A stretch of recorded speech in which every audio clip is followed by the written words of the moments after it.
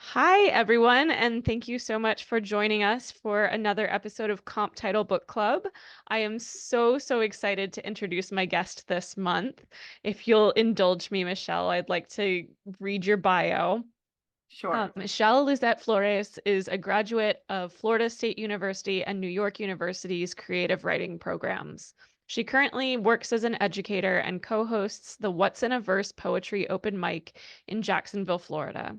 She has previously been published in magazines and journals such as the Miami Rail, Circu Journal, and Travel Latina. A finalist for the Juan Felipe Herrera Award for Poetry, she is the author of the chapbooks Cuentos from the Swamp and Memoria, as well as the picture book Carlito the Bat Learns to Trick or Treat, and now her first full-length collection of poetry, Invasive Species, is out this month from Finishing Line Press. Yay! Yay. The bio doesn't say yay, but I have to, add that. And also, not to be ignored, her short fiction. She is multi-talented, people. Her short fiction can be found in the anthology Places We Build in the Universe, which was a Latine sci-fi collection, right? Yeah, Through Flower Song speculative. Press. So Oh, all kinds of like I wrote gothic horror. There's a lot of science fiction in there. There's also high fantasy. So you get a good gambit of different good genres. mix. Good Yeah. mix. That's really cool. Yeah. So, Michelle, welcome to Comp Title Book Club. Thank you for having me. Yes, and so we were talking a little bit before we started recording, but going through the first week that technically your book is published and how exciting that is. Um, I just got back from the AWP conference and saw Finishing Line Press's table and was like, oh my gosh, my friend has a book coming out with you guys soon, Yay. because Michelle and I have known each other for uh, several years at this point. Many years. Yeah. I don't even Yeah. know anymore. Yeah, it's lost to the dumpster fire that is my brain how we became Uh-huh. friends, but she is a delight to know. And if you'll indulge me for just another moment, I want to tell the lovely listeners of Comp Title Book Club about invasive species. And then I thought if you would like, Michelle, if you could tell them a little bit about the comp title, that within which we'll be like exploring your work and like doing a comparative lens. Hmm. So first though, let's hype up Invasive Species out from Finishing Line Press right now. Um, this is a blurb from CL Rooster Martinez, who is a San Antonio poet and author. Um, Martinez says, Invasive Species plants the reader like a frog on a Florida porch as the sky oranges, time passes, a mother passes, children are born, people pass, hurricanes come and go, the sky goes violet, and days become many nights. How much peace we make in all that change depends on the type of lessons we gleaned and the character we were fortunate enough to forge over the fires of hard lessons. Flores teaches us how to heal with words rather than herbs. If not handled correctly, the act of growing can feel invasive and chaotic. However, there is a calm and understood feeling of necessity in the pain that guides Flores's words from poem to poem, to beat to story to song. Invasive Species doesn't capture a place, time, history, culture, and simply present it. It captures you, collects you, and keeps you in a jar with these places, people, times, etc.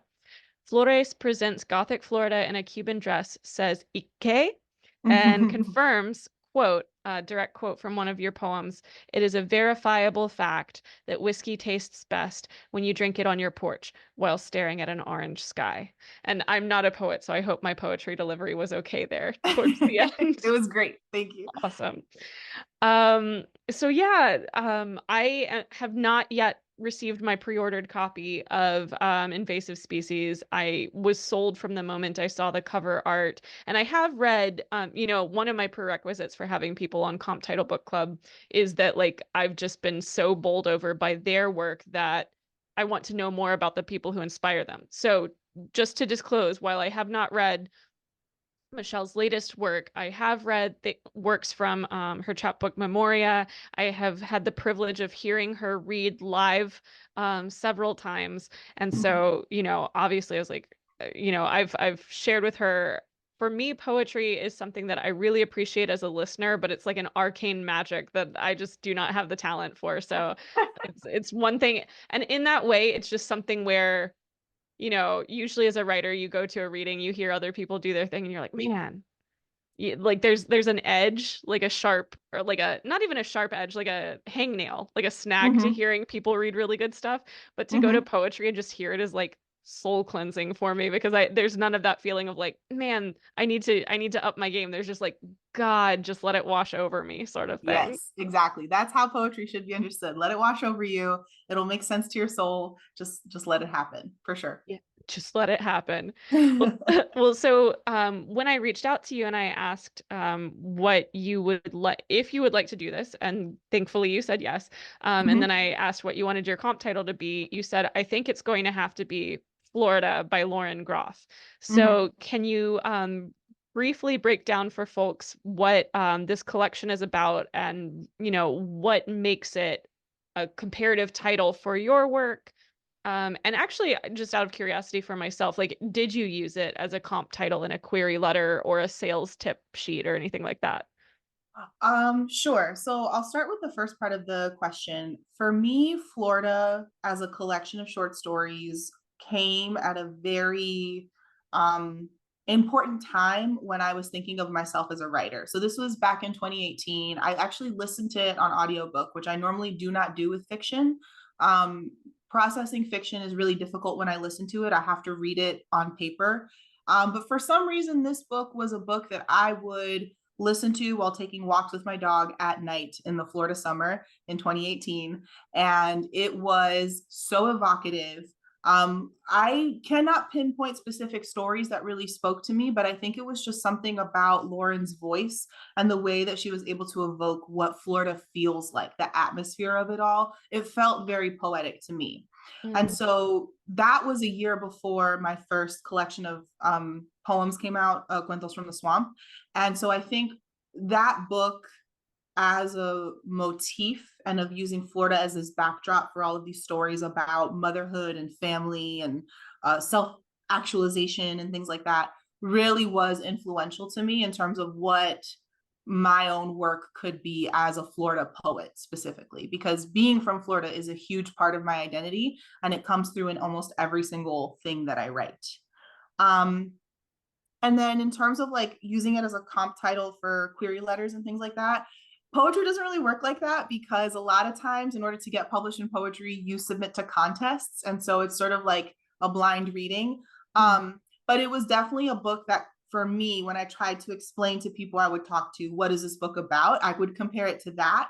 And I would compare it to some other titles like um, Corazon from Jessica Salgado or other Latinx poets who I think had a very similar voice to what I was trying to convey. Awesome. Yeah, when you talk about listening to the collection Florida on audiobook and walking your dog late at night, I mean, the very first story in the Yeah. collection is about a woman who just, because of like this simmering rage that she's just feeling at all times, which I think a lot of us were feeling in 2018. Mm-hmm. She has to go out at night to walk around her neighborhood for what just seems like hours, to Mm-hmm. be away from her husband and her children. And so it just to have a somewhat similar experience of you walking your dog, Yeah. um, that's so cool. And yes, there's like a poetry to the collection, and a vibe, like just a mood. The like Florida, when I try to picture the state that you and I live in, is a lot of things. But there's like humidity is one of the first things. Like if I picture stepping out of like the door of the airport in Orlando or Miami or Jacksonville, the first thing you're just gonna feel is just like that heat and that heavy, like wet Yep. heat. And I think that her collection does that so well, just that Mm-hmm. mood, that oppressiveness that's always there. Yeah. Um, and you mentioned, that Florida is also just such an important part of, and I speak of the state now, is such an important part of your identity as a poet and as a writer. And I just want to point out, and I think a lot of people, hopefully listening, will understand this. There are a lot of different Floridas Yes. inside of Florida. Like there's the common, description of like it gets bluer the more south you go, and like, Right. you've got swamps, you've got beaches, you've got the middle of nowhere, you've got You've horse got country. rednecks, you've got fancy rich people, you've got immigrants from all over the world, which a lot of people Yes, don't always connect with Florida, but like Miami's in Florida. It's a hugely absolutely. diverse population there. Absolutely. And yeah, You've so got the can Keys, you've got the Panhandle, like it's all just so different. that's such a good point. I didn't even, there I go, showing my ignorance. I wasn't even considering the panhandle. Um, but can you tell me about the particular Florida that you know and inhabit? Because you grew up in South Florida and now Hmm. you're in North Florida. Yeah.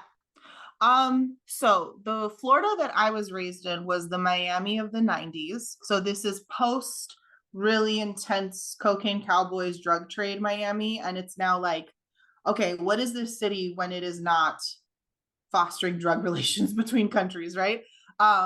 And so the Miami in the 90s that I remember was very much like I was raised in a very family setting. And a lot of people don't associate Miami with family, but that was it for me. I was also raised in a very religious community. So I was raised evangelical Christian. And so I know Miami through tent revival meetings and through like proselytizing on the street. And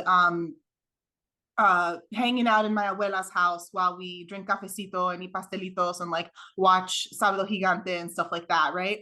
I didn't really associate it with like the party club scene that I think it has a reputation for now.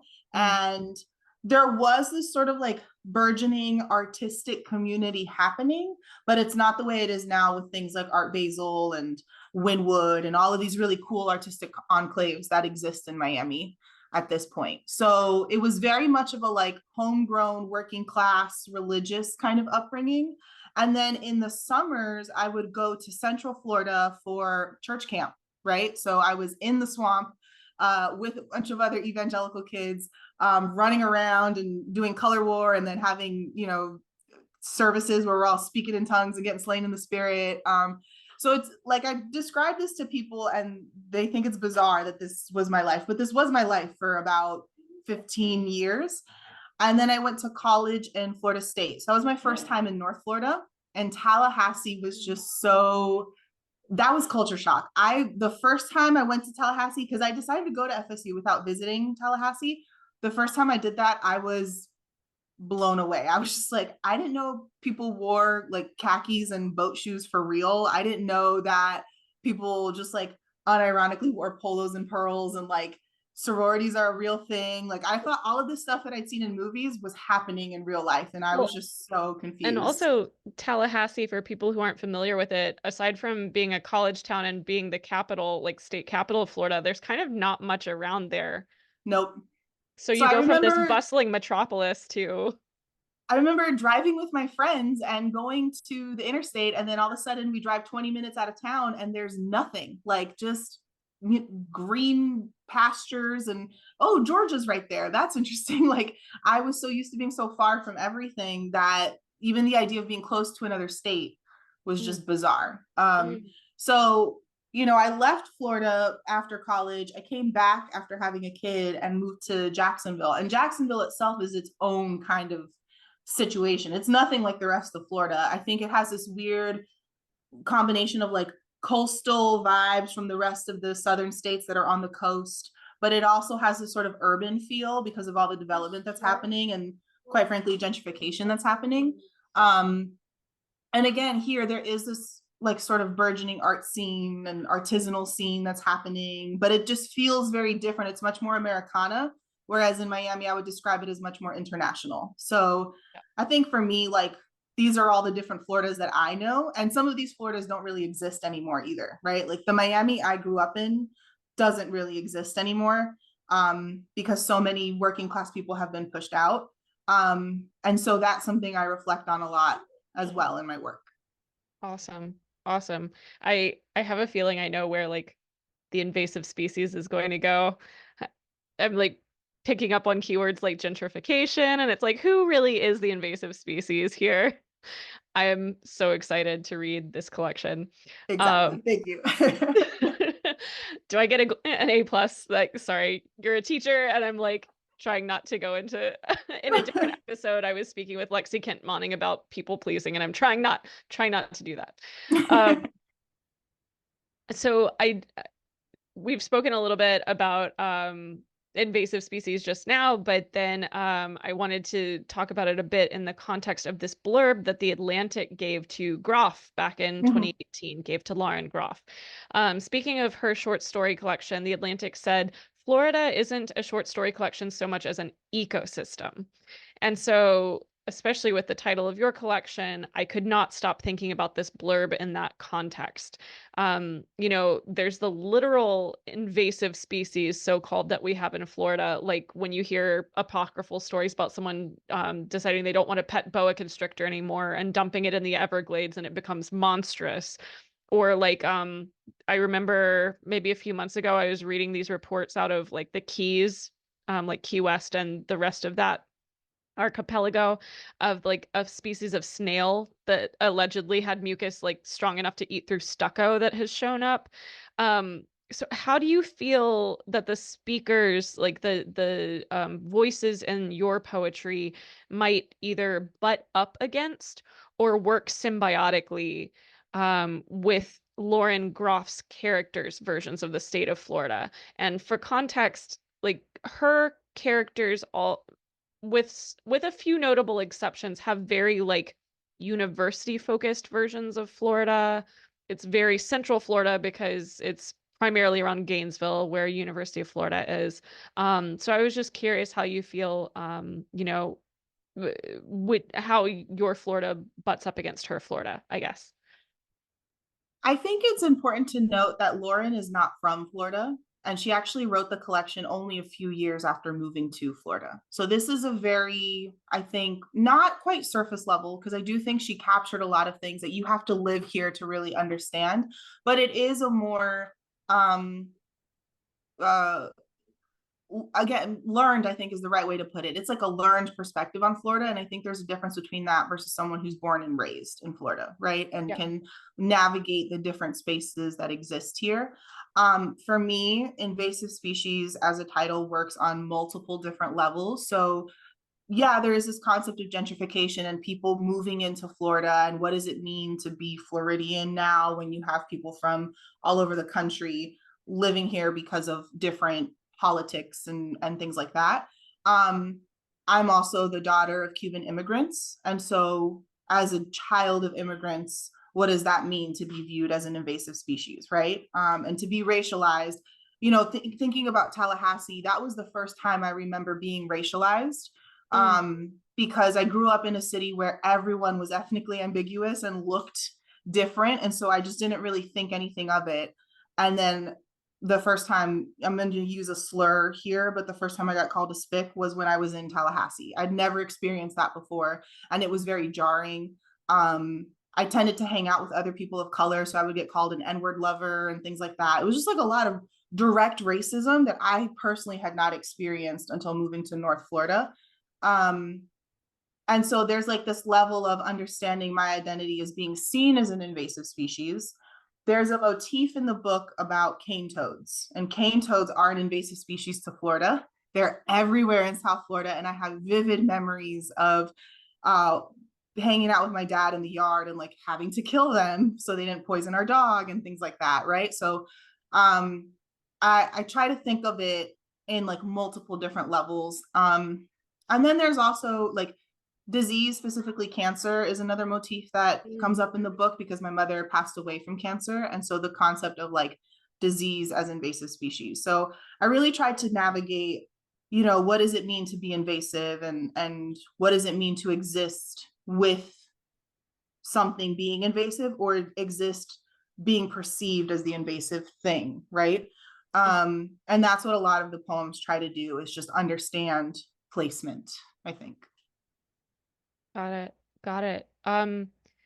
Do you mind, or are you prepared to read a poem or an excerpt of a poem from your new collection, just so listeners can get a little taste? I can. Let me actually pull up um, some poems. I'm thinking, since we're on the topic, I think I'm going to read the actual title poem. Hmm. So this is part of a series of poems that I'm writing called Florida Gothic, which was something else that struck me about Florida, the collection of short stories, because it's a very Gothic Yes. collection. Yes. Maybe there's no like looming castles in the distance, but everything is just like about the strange and unusualness that is Florida. And that's something that I really respected about the book. So I'm here for some high strangeness. Let's do this thing. let's do it. Let's see. Also, if you're tuning in live, thank you so much for being here. If you look at the bottom of the Zoom webinar, there is a Q&A section. If you have any questions for Michelle about poetry, or her collection, or anything, I will be, moderating it, but please feel free to drop your question into the Q&A box.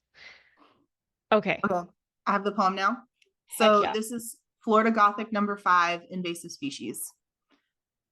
1. You hear the croaking when you wake in the middle of the night, a chorus of cane toads singing to the moon. You rise and slip from the bedroom hallway to kitchen for a cold glass of water, using the red goblets mommy bought on sale at Ross. You look at your reflection in the black window, a silhouette of flowing cotton and greasy hair. You leave the empty glass by the sink and watch as the grass quivers in crescent moonlight, as the palm fronds drip with humidity.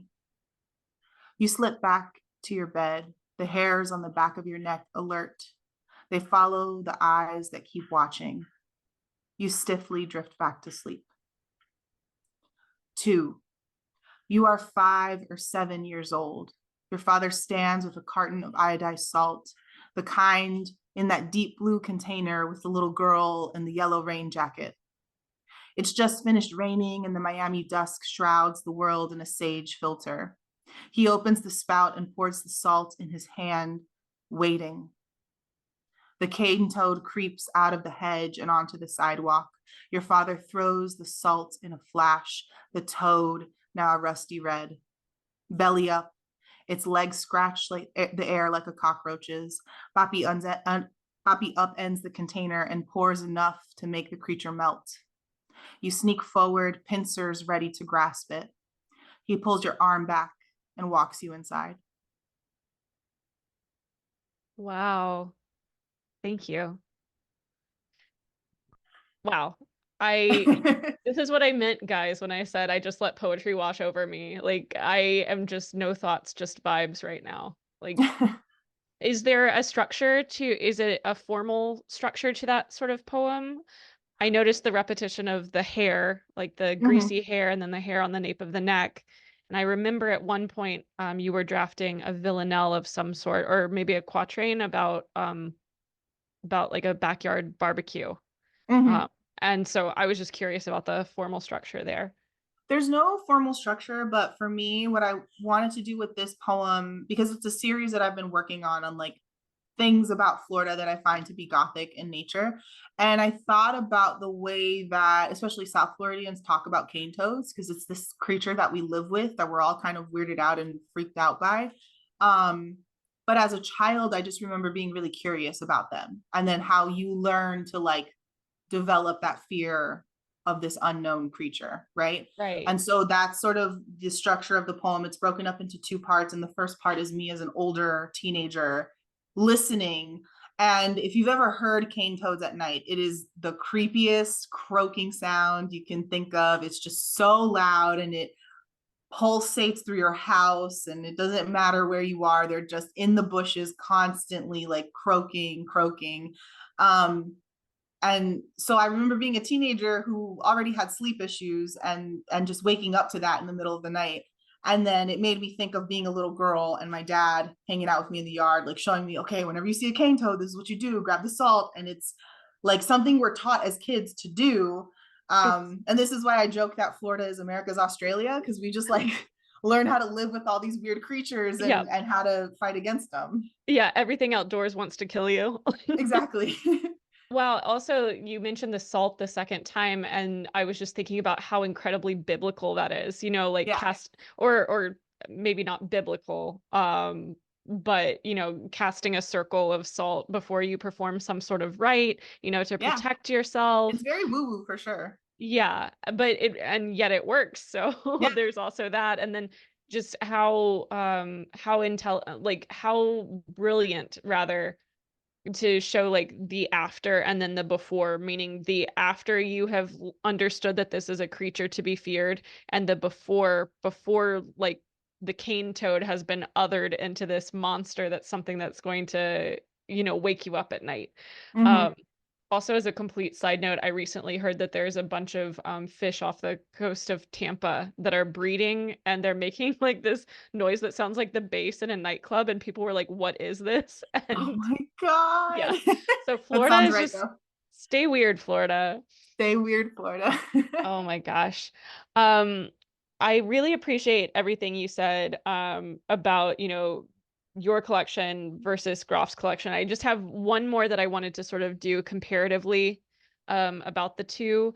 Not so much about the collections and how they compare contrast, but if you feel comfortable talking about this, the time in which the collections are being written.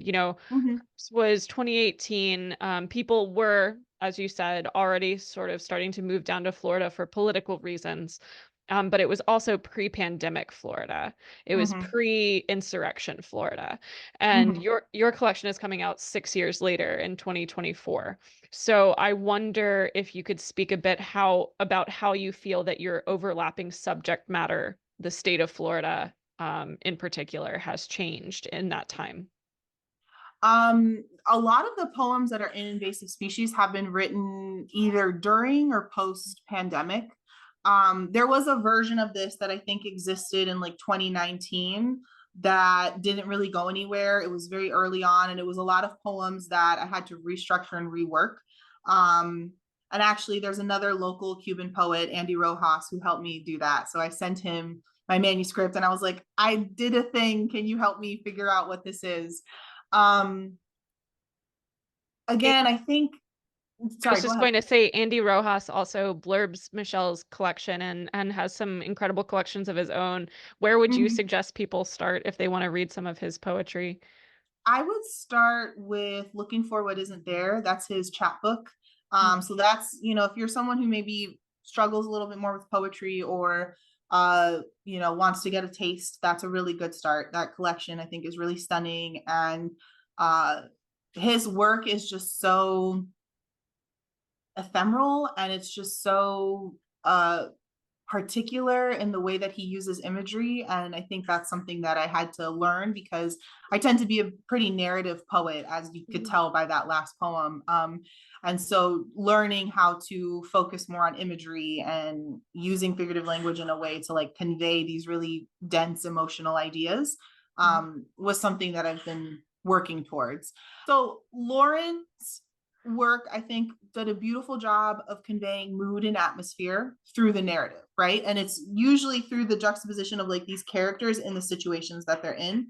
Whereas for me, I kind of viewed my poems, so many of them being written in isolation because I was like on lockdown and being a teacher. There were times when I was home teaching, like not in front of students or anything. Um, the order of the manuscript itself was put together in 2020. So I literally printed out pages and, one of the nights when I couldn't sleep because you can't do anything, you've just been home all day, I figured out the order of the manuscript itself. Um, but it's interesting because I think the book itself doesn't necessarily reference the pandemic, but it does function because I was allowed to reflect on my life for the first time as an adult. I've Mm, had a lot of really intense things happen to me as an adult, and I never really had a break or just time to just like exist. The pandemic forced that. And I think it forced me to look at my past and see it with a new light. And because of that, a lot of these poems that I had written as first or second drafts, I was able to rework and recontextualize and add in so much more depth to them that helped convey different meaning than maybe what I had initially set out to do with the poems. That's awesome. I know that it was to break things down to a binary. I feel like there were writers who just could not pick up pen and paper or set fingers to keys during the pandemic. And then I know other writers who, because, as you say, had the first moment in perhaps their adult lives to just like stop and process, really um, made the most that they could out of a really horrible time with lockdown and with isolation. Hmm. That's awesome. I'm glad that at least like that could come out of it for you. Hmm. Yeah. Thank you. Um, no worries. Um, so let's dive into Florida a little bit, Lauren Groff's collection. A major theme, as you mentioned at the top of this collection, is the focus on children and parents. Specifically, there are a lot of diptychs of sons and mothers. Hmm. For instance, as we mentioned before, the opening story, the woman goes on walks. I think to paraphrase the line, because I'll get it wrong from memory, she says that she's a person who does not like to think of herself as a person who screams and yells. Her Hmm. husband is certainly not that sort of person, so she goes on these long walks at night. There are other mothers that take their children to France on writing research trips and to get away from the stickiness of a Florida summer. And then in one that takes place squarely in Central Florida, one mother who, to rescue herself, gets away from her abusive husband but leaves their child behind. Hmm. And I'm As you said, it's a very moody collection. I have been trying ever since I finished reading it to establish a thesis for what's going on here with all of these parents and children, especially wrapped up in a collection that is and isn't bound up in place. And I say that because three of the stories, two of them take place in France and one takes place in Brazil. So maybe I'm just not getting it because I don't have children, but do you have any thoughts on the parents and children that are happening in Lauren Groff's Florida? I mean, I think it's those relationships and those situations that help build some of the gothic mood of the collection, right? I think a lot of times, for me, what makes a literary work gothic is this feeling of constant misplacement, right? And this feeling of constant unease. Mm, And I think what she did so beautifully in the collection was explore what motherhood looks like when you are not easily fitting into motherhood. And I think that's something that is becoming more common now. But I definitely know when she came out with the collection, that was not a common idea or theme to really navigate in literature. mm, And I think that for me is the connection. And even this idea of like being a mother who chooses to leave her children behind, that is mhm, still very taboo. We mhm. accept that from men in the sense that we can picture it happening, but it is still something that's almost unthinkable for women. Right. Even though the pressures of parenting obviously tend to fall significantly more on women. Um, and so I think that for me is what the theme is like there's this gothic setting, right? But there's also these gothic relationships that these characters have with each other. And that combination, I think, is what creates this very, like you said earlier, this heaviness, not just with the air, right? But also Right. just with the liminal relationships between people. Yeah, and I'm thinking now, and I apologize, I cannot recall the title of the story, but there's one in the collection in which a graduate student becomes unhomed, and just we tragically just like read as just her life just gets so much smaller, and like her Mm-hmm. resources get so much smaller. And there are moments of like, oh, well, I'm sure mom is going to call and wonder where I am, and she doesn't have a cell phone anymore. But it's not like a mother daughter, like a tight bond sort of thing. It's like the mother would almost have like an I told you so kind of feeling about it. There's like that sense of misplacement even in relationship maybe is part of it. Mm-hmm. Um, yeah, that's interesting. I mean, it's never really stated, but the French story in Ypres, which we'll talk about a little bit more in a bit, if that's all right, is, as I said, a woman who is a writer, who is also a mother, is going on a writing research trip to France. because she is trying to write a book about Guy de Maupassant, and she realizes over the course of the story, one of the longest stories in the collection, that she cannot stand what a horrible man Guy de Maupassant was. Hmm. She actually hates him now. But also just, it's the absence in that story is also telling, and this isn't parent children, but rather, her husband stays behind. The children, her two boys want to go on Zoom calls with their father, and there's a whole bunch of disconnect there, literal disconnect, because they can't get in touch via the internet. And it's just, yeah, those silences and those gaps maybe are what I was missing on first read. Hmm. Like, and of course, as a poet, you notice gaps, and because The from a white reader, space is there. Yeah. the white space is important. And Uh-huh.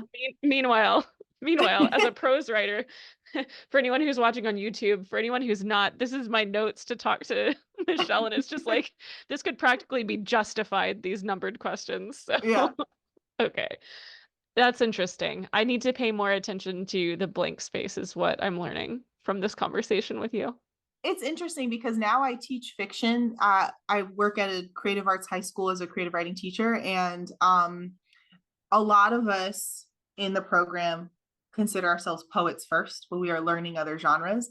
And so we're talking about subtext right now with my seniors. And subtext so much is about what is not being said and what is not being directly conveyed. And I think that story is an example of subtext, right? So, like, yeah, what does this have to do with Florida? Well, this relationship she has with this author could potentially be the relationship she has with her husband, the relationship she has with the state of Florida, right? And so when you start to look at it in that way, I think it helps open up. You can go down the rabbit hole and sort of like, uh, you know, maybe overly analyze something, but I think that's the work of poetry. So I'm Yeah. okay with indulging in those kinds of ideas. Oh yeah. And that's sort of how I took a lot of the book, is just what's not being said here. Right. That's such a good point. Um, and man, this is making me miss. I think I'm out of practice. This used to be over analyzing is what we did, every single day when you're in university and you're really just like close reading a piece. Yeah. Oh man, yeah. And actually, I also thought, I mean, for everything you said about like the absence of Florida in the French pieces and everything like that, I think also Ypres, which is the name of a village in southern France, and is also the title of the story. I think it gives some of the little coastal towns on like A1A in Florida a run for their Hmm. money. Had like, the rundown carousel that is like Yeah. maybe an attraction, and like some rundown little like seafood shacks. It really had that feeling for me of like the world is smaller than we realize, sort of Right. thing. Like it's not all Paris and Miami. It's little beach towns being the same sort of depressing no matter where you go. Exactly. Yeah. Yeah. Um, to stick with the theme of the French stories for a bit, the other one is called For the God of Love, for the Love of God. And I think it does, we're talking about subtext. I think also subjectivity. The Hmm. perspectives of the characters was something I really resonated with when I was reading this collection. One of the characters in this short story thinks that his son, who's, like a boy, maybe 7 or 8 years old, loves macarons, the little cookies. But then we learn, because that story has multiple perspectives in it, we learn from his son's perspective that he hates them. And actually, when his father gives them to him, he leaves crumbs of them in the chimney for like pigeons to swoop down and get. Um, and these are characters that people from Florida are visiting. Um, Very well-to-do European, like continental folks, very well-to-do Floridians who Hmm. one of them has either a niece or a younger friend who comes and visits, and is more middle class Floridian. But I really thought that the work with perspective in for the God of Love, for the Love of God was fabulous, because the piece is referencing a song that one of those wealthy Americans thinks, like, she grew up learning it because of French class back in elementary and middle school.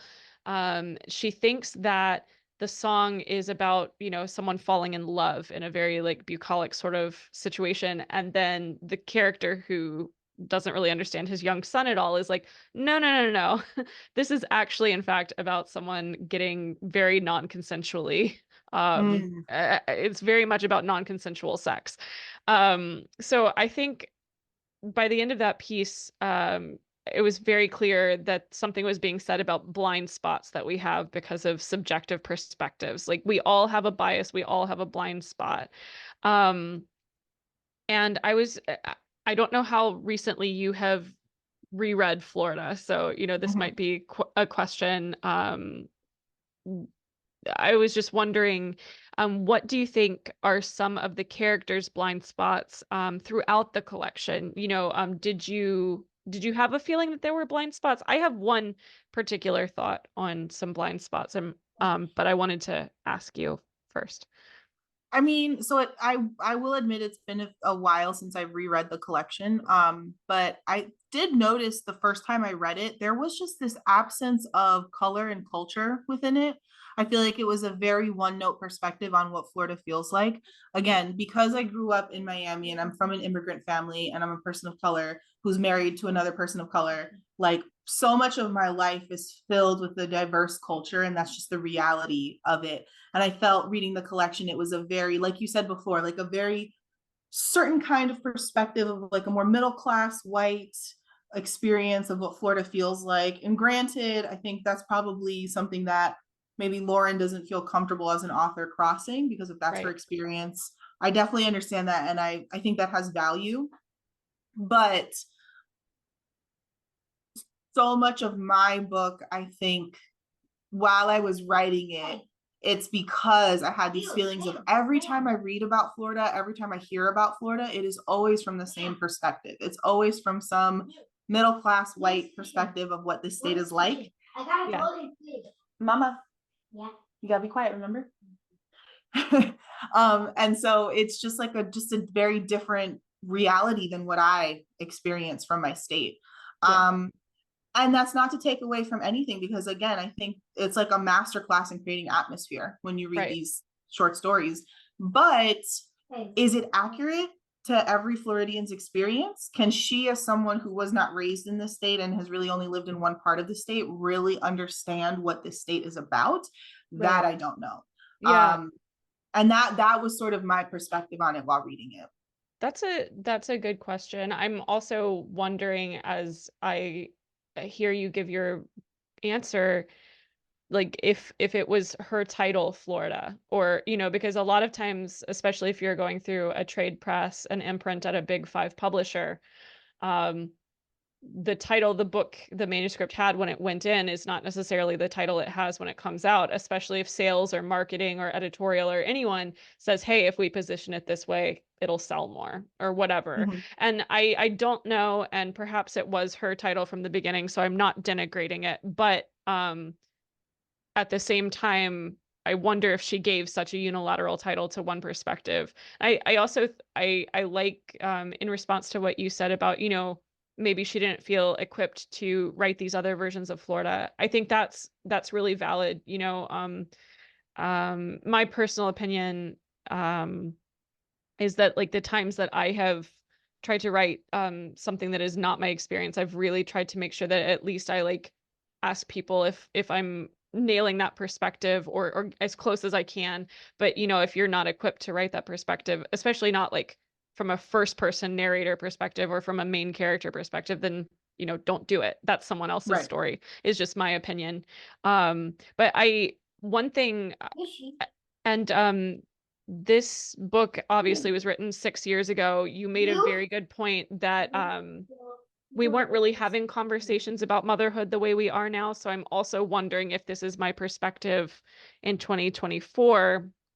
But there's a piece, the third piece, that doesn't take place in Florida proper, one of the like traveling stories where a woman who caregives for her mother gets to go on one like lovely month-long vacation each year. It's like she does penance the other 11 months of the year because she has to care for her chronically ill mother. But because of the financial situation or whatever, she gets to go to some fabulous place once a year.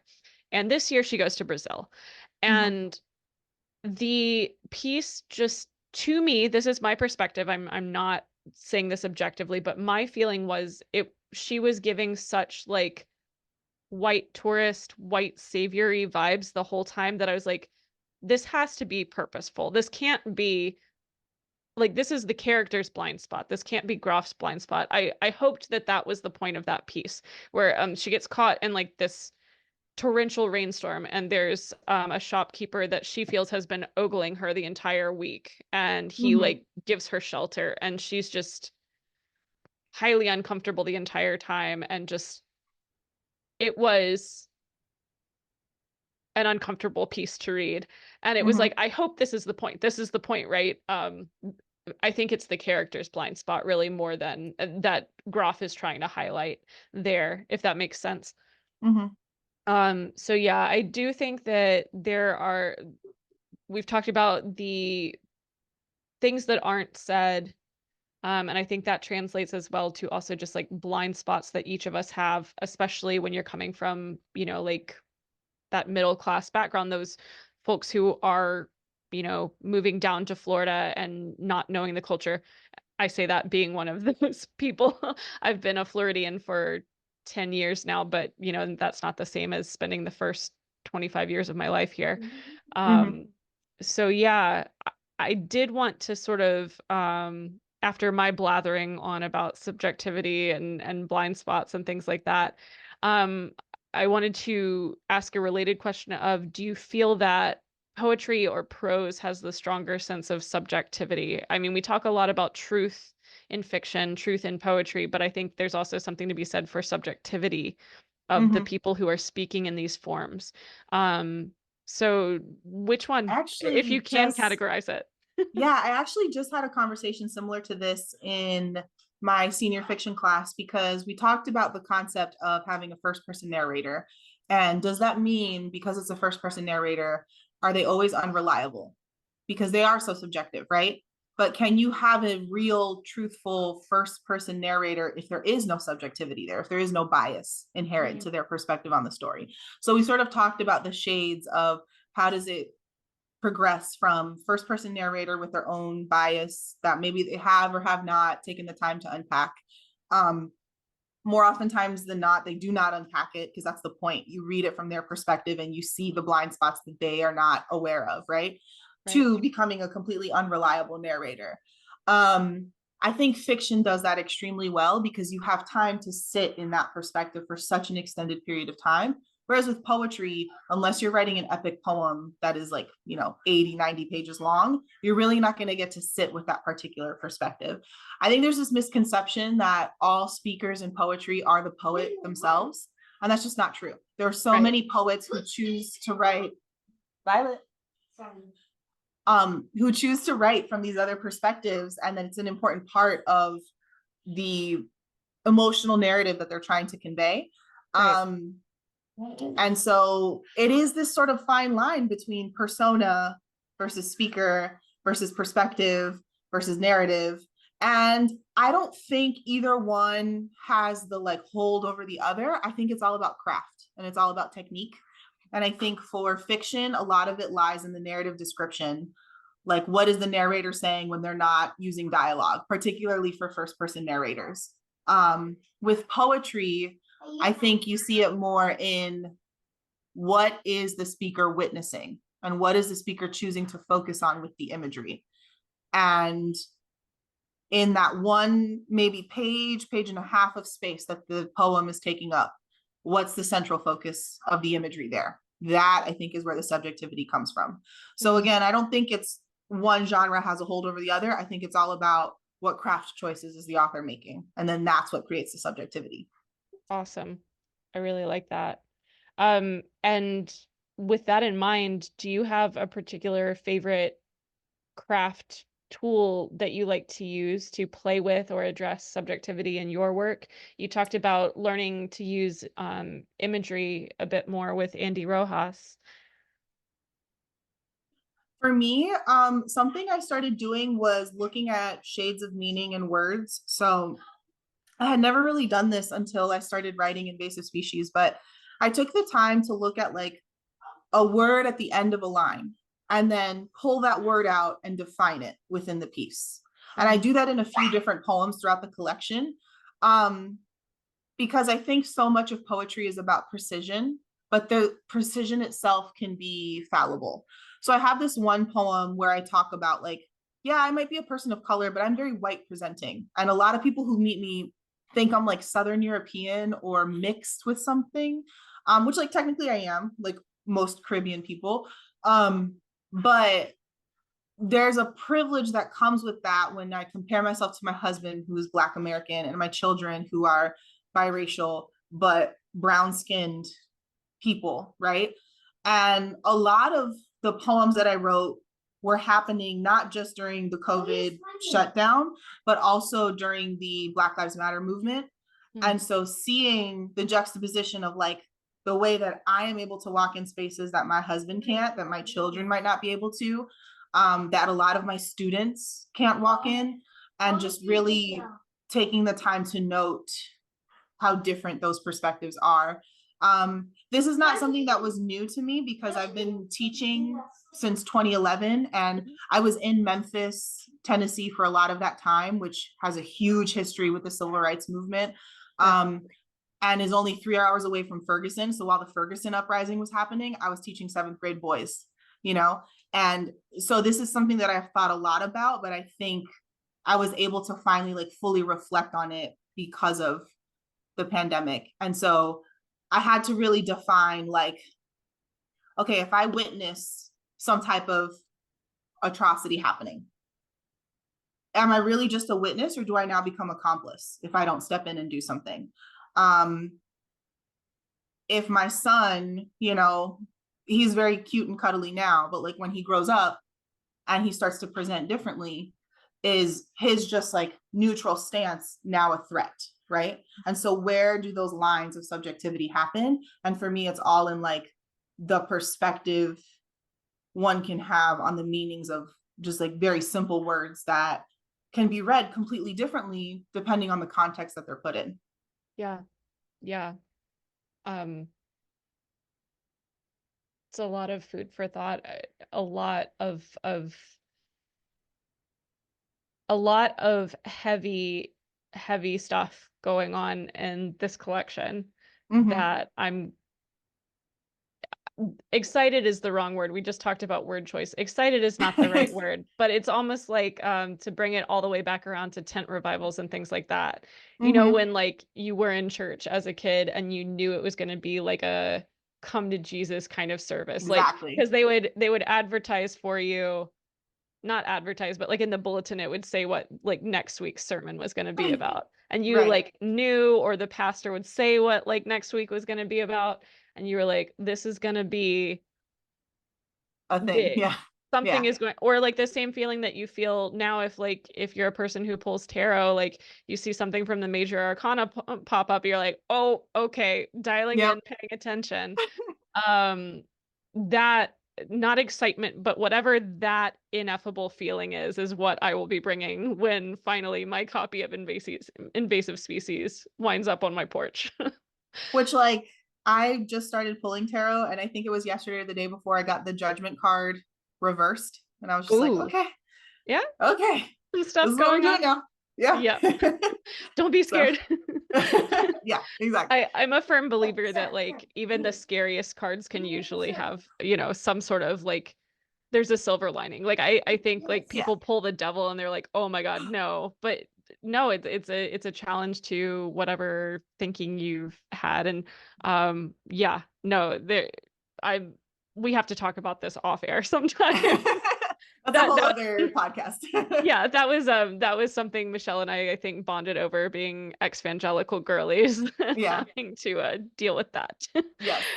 Um, okay, well, we've talked about some really massive topics, and I think similarly, and we're almost done. Everyone, thank you for sticking with us on your Friday night.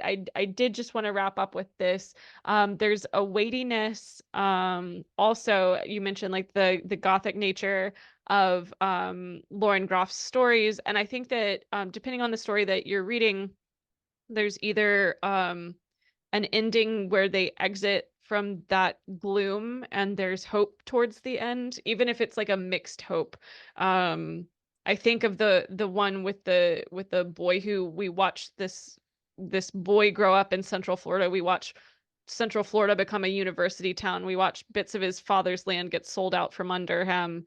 And then at the end, he, in a very like biologically gothic way, nearly dies just because he doesn't have an oar for his rowboat. He's just in the middle of like the retention pond near his house. And at the very end, his wife has come home from a trip and she's there and he just happens like the boat happens to bump up against the shore. There's hope there. Then meanwhile, the last piece in the collection is the one where the mother has taken her children to France. She's so worried about, she's anxious herself, and she's so anxious about her child's anxiety. And the very last few pages, they're having this conversation on this beach in France, rocky, nasty kind of beach. And he asks just out of nowhere, what would happen if a meteor hit all of us? And she's like, oh, like she's trying to do that like honest mom, like gentle parenting, but honesty, like we would die, but we'd probably not feel anything. It's like, wow, okay, cool. Mhm. And then in the last moment, there's a reversal, speaking of reversals, where, you've thought he's asking this about himself, but they're like near a tidal pool. And we stop with him just picking up a rock to like bring down on a snail that like Mhm. can't defend itself. A lot of different sort of things going on Mhm. here, right? And so I just thought, like, in this time in which we're living, do you do you find that art can be hopeful? Do you find that art is more interesting when we are dismantling and smashing to bits the hedge, that's always a hard word for me, hegemony that we've Mhm. had before? Does your feeling on this change from day to day? In other words, how are you approaching any poetry that you're working on and writing now, Mm. versus? Well, no, I'll just leave it there. I won't modify the question. That's a tough one. I am a big fan of James Baldwin's philosophy on love and also Bell Hooks's philosophy on love, and really viewing love as the most radical act, right? But what does it mean to love? Because it Mhm. has to live beyond emotion and it has to be actions that we participate in, right? And it needs Yeah. to be less individualistic and more social. How does that connect to my art? Um, for me right now, that means that my art and my love have to be honest. I am working on a new collection right now that I'm like, I think like 50% done with. I've got a lot of poems that I got to figure out what they're all doing right now. Yeah. Um, but I am scared of this collection in a way I was not scared of Invasive Species, because Invasive Species is my past and this collection is who I am now. And am I ready for people to know me on that level? But how can I really call myself an artist if I am not willing to engage with society in an honest way? Mm, And what is art if not disturbing? I think that's a central part of art. You know, art should be critical and art should be disturbing. Um, Sometimes pure, unadulterated love is disturbing because for various reasons, we might feel like we don't deserve it. We might feel like it's a farce. We might feel like it's suffocating.